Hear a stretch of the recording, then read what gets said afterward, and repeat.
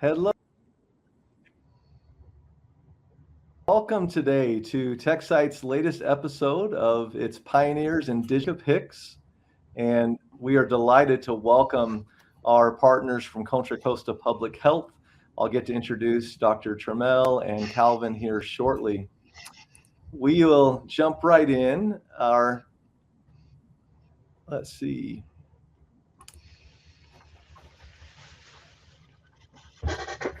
Okay. We do intend to take Q&A at the end. We welcome your comments, questions throughout as well as they pop into your minds. I am so grateful to have Stephanie and Calvin here today. A bit about them. Dr. Stephanie Trammell is the Assistant Director of Safety and Performance Improvement at the Contra Costa County Public Health Laboratory. She currently serves as the CLIA Laboratory Director. She's been active in the field of public health for 18 years. Stephanie previously completed her California Public Health Microbiologist training at APHL in 2008 and had the opportunity to work at the San Francisco Department of Public Health Lab prior to being brought back to Contra Costa Public Health as the COVID-19 Laboratory Director. She received her Master's of Public Health at UC Berkeley, emphasizing infectious disease and vaccinology, and she earned her Doctorate of Public Health from the University of South Florida in Tampa, concentrating in public health and clinical laboratory science. Stephanie is a board-certified high-complexity laboratory director by the American Board of Bioanalysis. And we also are grateful to have Calvin from her lab with us. Calvin Lung is a senior public health microbiologist at Contra Costa County Public Health. He's got over 10 years of clinical and public health experience across the state of California. He completed his public health microbiologist training in Placer County in 2017 and is a licensed clinical microbiologist scientist. He's certified as a technical supervisor in public health microbiology by the American Board of Bioanalysis. And he's Master of Science in Clinical Microbiology and Infectious Diseases from the University of Edinburgh, and is currently a doctoral student in public health, specializing in laboratory science and practice at University of South Florida out of Tampa. So grateful to have both Stephanie and Calvin today. A bit about our agenda, and then we'll turn the time to our experts on the call. I'll introduce TechSite very briefly. You'll get to know more about Contra Costa Public Health Laboratory, including their experience in deploying the TechSite parasitology suite to assist them in screening ova and parasite specimens, how that impacted things like turnaround time, what they used in their validation for methodology, the results of that validation, changes to sensitivity and specificity, and time and cost savings they're experiencing. And we'll definitely dedicate some time for Q&A. So just a bit about TechSite. For our new viewers, we've had dozens of webinars on our Pioneers in Digital Pathology series, but TechSite itself is a software company. We've built one of the most deployed digital pathology software platforms in the world. We have workflow and diagnostic AI solutions across medical laboratories, veterinary labs and clinics, and environmental laboratories. And we are unique in that our digital pathology platform does have solutions across all of the medical disciplines in anatomic and clinical pathology. So across histology, cytology, microbiology, including parasitology and bacteriology, and hematology. So institutions looking to go digital with their microscopy can automate and digitize across all of those medical fields with the TechSite platform. We have deployed at over 10,000 locations globally. And we were originally a technology transfer out of ARUP Laboratories in the University of Utah in the Western United States 13 years ago. And it's been really awesome to help elevate and improve patient care as well as lab satisfaction with our technology. Our platform is for research use only in the United States. We have CE markings in the EU as well as UKCA certification in the United Kingdom. So without further ado, our special guest today, I'll turn the time to Dr. Stephanie Trammell and Calvin Young from Contra Costa Public Health Laboratory.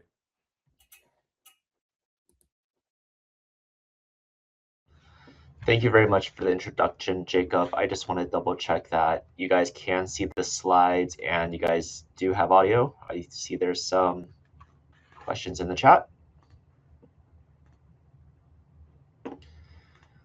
Yeah, okay.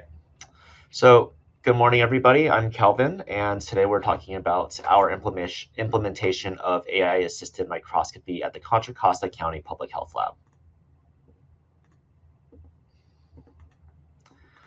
And I cannot advance to the next slide. All right, thank you very much. Next slide.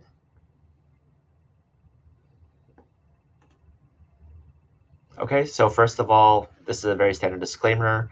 The findings and conclusions in these presentations are those of the authors and do not necessarily represent an official position of the Contra Costa Health. Use of trade names and commercial sources is for identification and informational purposes only and does not imply endorsement by Contra Costa Health. Okay, so just to give you guys a little background about the Contra Costa County Public Health Lab, we test around 2,100 ova and parasite samples last year. And as you guys know, ova and parasite is a very heavily manual test. It requires a lot of expertise. It requires a lot of time and labor to actually perform the test. And it's very skill and expertise based. So in the last 3 years, we lost one senior public health microbiologist and one public health microbiologist. And these are people that for our staff, they were dedicated to bacteriology and parasitology. So they had a lot of experience. They spent a lot of time on the scope. And this is not exactly replicable when we bring on new staff because it takes around 3 to 6 months to just train someone to have the base level of competency to report out results. So of course, the time it takes for a senior microbiologist versus a brand newly trained microbiologist, that time to result out and to read slides, it's going to take them different amounts of time. Okay, we are relatively small compared to university or academic hospitals such as ARUP, Mayo Clinic, Kaiser, stuff like that. So we were very interested to see how we can decrease our turnaround time from 7 days to less.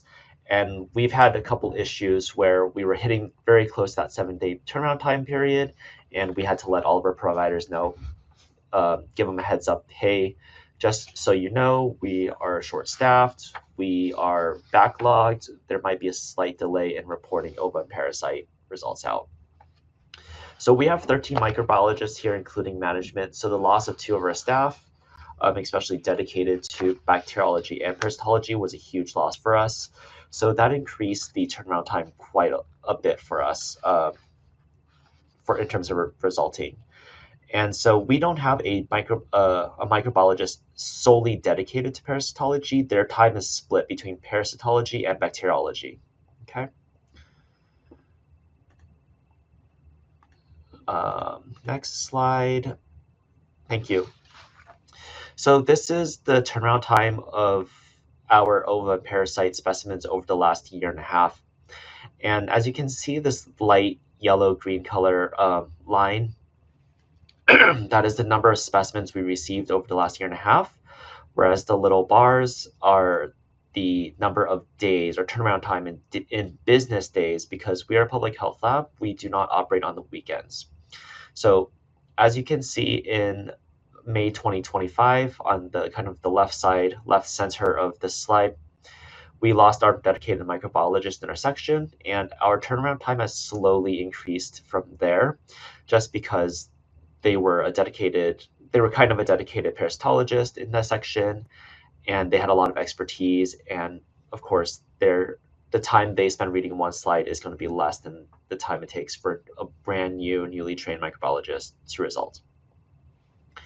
So this validation took around 3 to 4 months or so. As you can see, at that point between September and December, our turnaround time was pretty high. And part of it was due to the number of specimens, part of it was due to a lack of staff, part of it was, of course, due to the holidays. In January 2026, we implemented the TechSite/Pramana platform, and that is the AI-assisted microscope scanner. And so in the last few months, we have roughly the same amount of specimens, generally speaking. But as you can see from these bars, our turnaround time has slowly decreased since the implementation.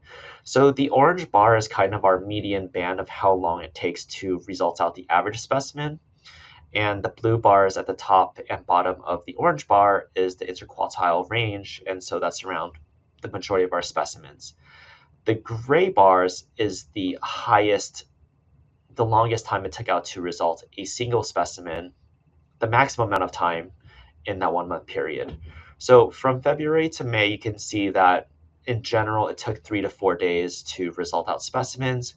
And for us, this is pretty average for us. So if you think about it, 1 day is spent receiving specimens, and staining and processing specimens. 1 day is like actually having the specimen scanned in, and then 1 day is resulting. So around 3 days is kind of normal for us in our public health lab. Next slide. So this is the Pramana instrument. This is the hardware side of the TechSite platform. And this is what is used to actually load the scanner into the slot on the kind of silver portion on the left side of the instrument. And you can see that the slide is scanned into the instrument on the screen in the middle. And so for our validation, we scanned in 554 cases, which means this is a paired trichrome and wet mount. And so we had 492 patient specimens that were tested in parallel with traditional or manual microscopy. And we had 62 archived positive cases, patient specimens, and PT slides.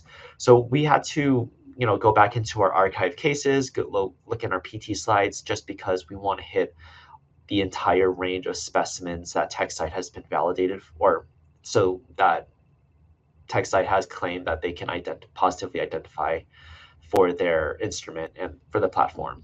Okay, so we did this in parallel with manual microscopy, and the reason we had such a huge number of slides is because we want to make sure that AI is such a new field for us that we really wanted to make sure that for whatever reason we weren't misidentifying things, we were not calling positives negatives and negatives positives, and vice versa. So we really wanted to do a very, very thorough validation for this new technology. Next slide. So for our validation, our results, we had really good accuracy and precision. We broke down our precisions into intra and inter-run precision with both positive and negatives. And we saw the sensitivity and specificity was really high across the board. So for TechSite, it's an AI-assisted platform. So it's not meant to replace a microbiologist. It's more to scan the slide. If it's negative, for our workflow, if it's negative, we result it out automatically as negative, assuming our QC prevalence regions pass. And I'll talk a little bit more about that in the next slides. However, if it's positive, we will revert back to traditional microscopy, and a microbiologist will read the actual glass slide. And there have been some cases where where we would have a microbiologist, during the validation, we would have a microbiologist read the manual slide, call it as negative. However, once we scanned it into TechSite and the Pramana platform, the platform would say, oh, by the way, this is positive. So one of the examples that we have is a strongyloides that we did not see on the traditional microscopy. And so TechSite called it a positive. We look at the image on the computer. It was, oh, that looks like the strongyloides. We confirmed it on traditional microscopy, and indeed it was positive. So sensitivity and specificity was very high, even though this is meant to be a screening platform. Okay, next slide. So because we treated this as an LDT, we also did a limit of detection for both the trichrome and formalin. And based off some of the previous webinars from TechSite and ARUP, we also used Giardia as a control essentially for the limit of detection. Giardia is just a little bit easier to identify. Giardia is very common. We can dilute it down quite well. So we diluted all the way down to 128 for trichrome and 256 for formalin. And so it's at those kind of dilution factors that we really saw the edges of the TechSite versus traditional microscopy. And so we kept the one-step dilution above it just to show that they are comparable at those dilutions at 1:64 for the trichrome and 1:64 for the formalin. And as you dilute it down, the sensitivity does decrease as you would expect. Okay. Next slide, please. And so, as I mentioned, it does have increased sensitivity and specificity. Over our validation, we had 11 false positives on TechSite, but we actually reviewed it again after TechSite and on the normal glass slide, and they were indeed true positives. So in terms of QC, we have a QC slide for every batch, so in basically every week. And so we have one trichrome and one wet mount slides, and every single slide we look at the prevalence regions, and this is to make sure that the slide is sufficiently thick, or the slide itself is not too thick or too thin. So depending on the slide type, either we're looking at 9 or 11 regions, and we want to make sure that there's sufficient coverage for the scan. Okay. And then, yeah, so we have both QC for each batch or every stain batch, and we also have a QC for every slide, and those are the prevalence regions I mentioned. So if the slide was too thin, there would not be enough stool material on the slide, and we would have to repeat the slide, but that is a processing error as opposed to a scanning error. Okay, next slide, please. So in terms of time savings, the time savings for a batch of 10, and we just use 10 just to make it easier to compare. For a batch of 10 specimens, it takes around a little over 5.5 hours for traditional microscopy, whereas for AI-assisted microscopy, it takes around 110 minutes, just under 2 hours of hands-on time. So once we insert the slides into the TechSite instrument, it takes around 150 minutes to fully scan all of the slides, but it really only takes 10 minutes of hands-on time. So your microbiologist or your lab tech can go do other things while the instrument is scanning away. And it's been working perfectly fine. It's not something you have to come and check on every few minutes. It's not one of those kind of instruments where it'll alarm every 5 minutes and it needs some TLC. So for us, we've have a historically positive rate of around 7%, but since the implementation of TechSite, our positivity rate for the last 30 days is around 17%. So as I previously mentioned, we are getting a little bit better sensitivity and specificity compared to traditional microscopy. For our workflow, on, on this graph, we have a confirmation with traditional microscopy just so that it's a fair comparison. Any positive or suspicious slides AI-assisted microscopy picks up, we will reflex it to traditional microscopy, just to confirm that, AI is not hallucinating, that these pathogens exist. We are very conservative in the sense, we really want to make sure we are providing the correct results. We are confirming with our own eyes that this pathogen is actually present. And we really want to make sure that we err on the side of caution, okay? So even with confirming that 17% positivity rate, and that takes around 60 minutes for microbiologists, just, as a ballpark, it's still a really significant cost for time reduction from 340 minutes to 110 minutes. Next slide, please. So we just ballparked an average for a lab scientist here in California. We also have a higher cost of living, so take that for a grain of salt. We estimated $50 an hour.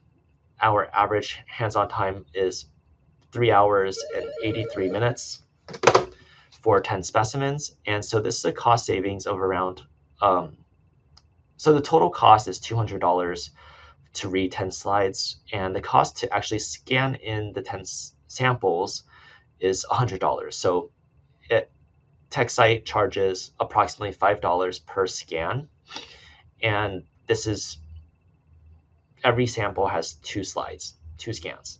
So 20 times 5 is 100. So 200 minus 100 is $100. So the average cost savings for a batch of 10 samples is $100. So for AI-assisted microscopy, this allows us to scale up more easily. We're currently limited by the number of specimens that we receive. this is not, if other labs were to, have some issue where they had to send us specimens in an emergency, we could easily take up those specimens in the meantime, as opposed to manual microscopy, where if our volume suddenly changed, it would take 3 to 6 months to train them to a place where we're comfortable with them reporting results. So training new microbiologists, there's a lot of variables associated with that. Some people just learn a lot quicker than others. They pick it up. They are more comfortable with the scope. It depends on the number of specimens they receive. It depends on the number of positive specimens they receive and the types of species that they receive during their training period. So it can vary quite a bit for 3 to 6 months. TechSite, on the other hand, it doesn't really have to pick up anything to be trained, since it's already trained. And so there is a limit to how long a microbiologist can sit at the scope, because they're going to have fatigue. They might overread or underread as time progresses throughout the day. And so we're especially cognizant of that we don't want to overstrain their eyeballs, and that they get the rest. And we also want to make sure they don't have any like muscular skeletal issues over the long term sitting at a scope all day. And so with the TechSite AI assisted platform, it's an instrument. It can just continuously read slides over and over. It doesn't get tired. It doesn't have any sort of fatigue. So that is one thing to consider in terms of expanding the number of specimens that we receive. Next slide. And so in conclusion, AI assisted microscopy with our positive reflex yields higher sensitivity and specificity than traditional microscopy by itself. We have decreased our turnaround time by a significant margin, and the staff are also much happier. Again, if you're sitting at the scope for 8 hours a day, you're hunched over the scope, your eyeballs are gonna be really tired, and quality of results may vary based off underreading or overreading from the morning versus the afternoon. The vast majority of our specimens are going to be negative, so it's microbiologist with AI-assisted microscopy. The microbiologist is no longer spending a lot of time screening negative slides. With the current reflex that we have for any positive or any suspicious pathogens from TechSite, they kind of have an idea of what they're looking for. They'll still read the whole smear, and it makes it a little bit easier just because they know what they're looking for. In terms of cost savings, there is a significant initial purchase, but over time, it saves a lot of money, just because for a batch of 10, they save $100. They also save hands-on time for the microbiologist. They can also do other things during that time.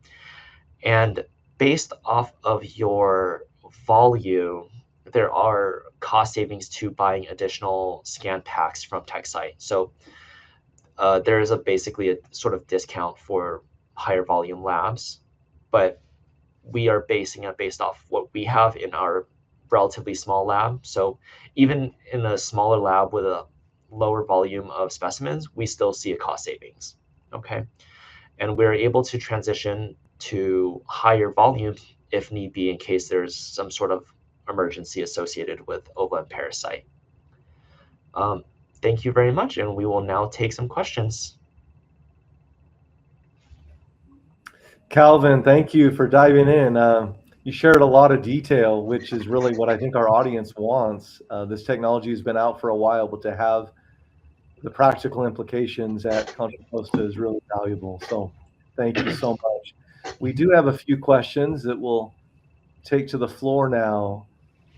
Spencer asked, how has the time savings impacted the staffing? Stephanie or Calvin? Yes, I can respond to that. So as far as the staffing, we have not reduced any of our positions. We still have the same number of positions because, as Calvin mentioned, we are a small laboratory. Many of our staff are multitasking, working in not only parasitology but bacteriology. We also need to make sure that we have those knowledgeable staff that are trained on parasitology in order to review those positive specimens. We're seeing a real positive impact on our turnaround time. Previously, I was like having to send out memos when we lost our staff. I have to send out memos that we're not meeting our turnaround time. Please be patient as we, work up to speed. Or we even had to send out to a third-party laboratory until we were able to catch up due to our staffing issues. So onboarding the AI has really assisted with us being able to keep our turnaround time and perform that testing in-house. Yeah, man, that's some real stuff over the last year since that microbiologist departed. You found a solution to help. That's cool. Tiffany asked, what advice would you two just give in general to other public health laboratories, I would say even micro labs in general, that are considering AI-assisted O&P review? I know you gave a lot of advice, but any other just nuggets? So I think working with Tyler, Tyler really assisted us through this whole process, Tyler with TechSite, since we were one of the first public health labs to implement TechSite. It was kind of very novel for us. Of course, you hear about hallucination for AI, and that's something we were very cognizant of. Excuse me. And we really wanted to make sure that TechSite was not hallucinating these pathogens. So that's part of the reason why we did such an extensive validation, and we really paired up the manual versus TechSite platforms during our validation. We had separate microbiologists, so it's basically blinded. If someone says Giardia and the other person did not say Giardia, then we did a small investigation to figure out what was it, the slide quality, was it over or under reading, what was the reason for this? And so I think the best advice was we looked at a very large number of specimens. We looked at patient samples along with PT samples, along with archive specimens, so that we really hit the broad range of what the platform advertises that it can identify confidently. And I just want to chime in as far as if you're considering AI assisted. Again, I want to highlight that this does not kind of diminish the need to train your laboratory staff. What it did provide is it allowed us, our trainer, more time to have one-on-one time to get those people up to speed on what they should know, rather than that person needing to constantly be at the microscope, reading the actual clinical specimens to get results out. It allowed them to have more one-on-one training time because they could screen through these samples a bit better. So it didn't necessarily you can't avoid having trained parasitology staff. So I did want to highlight that. And we are a high volume, well, for a small, medium-sized lab, we consider ourselves a high volume OVA and parasit screening lab. And just to add on, because we have all of these slides are digitally scanned, we have a kind of like a library or repository for these specimens. So if John Doe came into our lab and was trying to train for parasitology, we can show them, hey, this is what one of those more exotic, very rare pathogens look under the scope. And so those are opportunities they normally wouldn't have otherwise if we didn't digitize our slides with the platform. That's right. If I can add to what Calvin just shared, within the tool itself, there are video-based modules for each of our solutions, including the parasitology suite for trichroma, wet mount, and modified acid fast, that help orient new users, even experienced microbiologists who are getting familiar to going digital for the first time. There's also an exemplar tool within the tool itself. So as you're reviewing the results found by TechSite's model, you can remind yourself quickly what some classic cases of each of those O&P organisms might look like, so that, oh yeah, digitally it could look like that. So those are in-app tools to help. And then I just would want to reinforce kind of, some of the early concerns around maybe hallucination. I would just want to clarify that TechSite's algorithms are locked. So when a lab is validating or using it in clinical production, TechSite's algorithms are not changing or learning in real time or any of that. The algorithm is locked. It is not shifting. It has been released for customer use and customer validation. And then about once a year, we take any learnings that TechSite got from customer feedback around identification of certain organisms, and we maybe update a model and make that available for free when a customer is ready to move to the new model on their own timeline. So unlike a generative AI or large language model like a ChatGPT or a Gemini, this is not that type of AI. This is image-based recognition, a convolutional neural network that is fully baked and then locked even as customers are making edits to their own sample specimens as necessary. The algorithm at TechSite itself is never changing. Great comments, by the way, Calvin, Stephanie. Thank you so much. Couple of questions. Ben asked, was there any downtime due to cloud issues? We are a cloud-based SaaS platform at app.techsite.com. Any downtime due to cloud for you? So that is a very good question.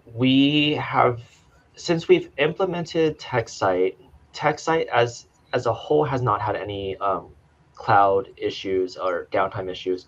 We have experienced some downtime issues in the sense that we are a county, we are a government entity, and our networking tends to be very closed off. We had some issues with networking in general with our IT team, and we are working on resolving that still. But even with the hiccups here and there, we have still decreased, and we still have seen a noticeable decrease in turnaround time. And I'll just add that, a lot of it has to do with our own network team's management of the system. And sometimes things will drop and we will reach out to our IT team to get that restored and evaluate what the network settings are and security settings are that need to be evaluated. But I will say that our IT and TechSite did have a thorough discussion prior to implementation on how this could be achieved. We had to go through the whole contracts and grants process, and IT was heavily involved in that process as well as their county council. So that all was done prior to implementation in making sure that we were managing the county security requirements. Yeah, firewall and proxies and network architecture, all those things. We want to make sure with your IT organization, we check those boxes ahead of time. That's right. Susan asked, and this is interesting, how were your trichrome slides made? I think this might be getting at, were there any changes you had to make before digitizing to optimize performance of TechSite? So anything about your legacy preparation of trichrome and anything you're doing differently today, please.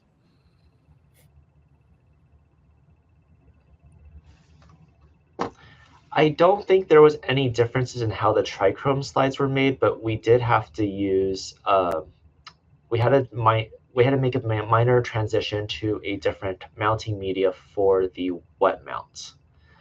I'm not the parasitologist. I was just in charge of doing the validation. We have our other bacteriology senior microbiologist do the validation itself. So I'm not exactly sure if there's any differences in the trichrome slides themselves. There was a concern in the thickness of our slides. So we did review our current system to see if that would work. And I believe they did not need to modify our existing trichrome. But again, the formalin did have to be redone. Makes sense. Next question. Are you planning to use this system, TechSite and a Pramana scanner, for like your Nugent scores, so like your BV samples or UTI? So our team does not do the bacterial vaginosis or candidiasis. So we have not had to implement it for a Nugent score or anything like that. So at this time, we don't have a plan for that because our clinical teams or our partners already have systems within their departments that take care of that. However, that being said, if that system becomes burdensome to them, that might be something we want to explore in the future. Next question. The AI had learned on a data set. Were you worried that samples with certain parasites were not captured in that data set? I'll give a couple comments and then turn the time to you. So TechSite's data sets have been built using data from ARUP laboratories, Mayo Clinic, and several other global partners. We also have sourced O&P specimens and variety of organisms, over 50 different organisms from all 6 inhabiting continents. We even had folks go and source cattle poo in sub-Sahara Africa to get certain parasites that were very difficult for the wet mount, the concentrate wet mount solution. So the data set, we tried to be really, really robust to make sure it was clinically viable. But for Contra Costa, were you worried that some parasites you might see maybe weren't captured in TechSite's original release of the solution? I mean, we do, hear what TechSite was saying, but honestly, that's everyone's kind of panic. It's like, is it going to capture everything that we potentially might see in the laboratory? So you will see that we did that parallel sample run for quite some time. So we did do that on purpose in order to capture the variety of stuff we may see in our traditional screening. And we did see a variety of things, like, we did have a strongyloides that, may have perhaps gone missed. We get oh my gosh, I cannot pronounce it right now. Hymen lapis nana. We saw some trichuria. So we did get some extra parasites other than those ones that are considered, non-pathogenic. I think Blastocystis hominis is the one we see the most of. But again, our sample size got a little bit large, and we ran for a couple months in order to get a more representative sample. So that was to kind of ease our concern about, what about this one sample that pops up, in 2 months, will it capture that? So we feel like we got an extensive sample to kind of cover that groundwork. Great. I think we'll take one last question. You also use the system for gram staining. So, of course, Dr. Trammell answered about bacterial vaginosis or Nugent's. For general gram stain, also Contra Costa has some peer labs that are screening those in other ways. But TechSite's platform does have a bacteriology gram stain solution that automatically calculates the presence, prevalence, and predominance of bacteria and yeast across all the sources that gram stain is performed on today, from CSF to blood culture to wound and respiratory and so forth. So, okay, a couple other questions have come in, but we'll follow up with them individually. Thank you so much to Stephanie Trammell and Calvin Lung from Contra Costa Public Health. It's really awesome to hear about your story, and this is meaningful content both today for the live attendees as well as those to access later.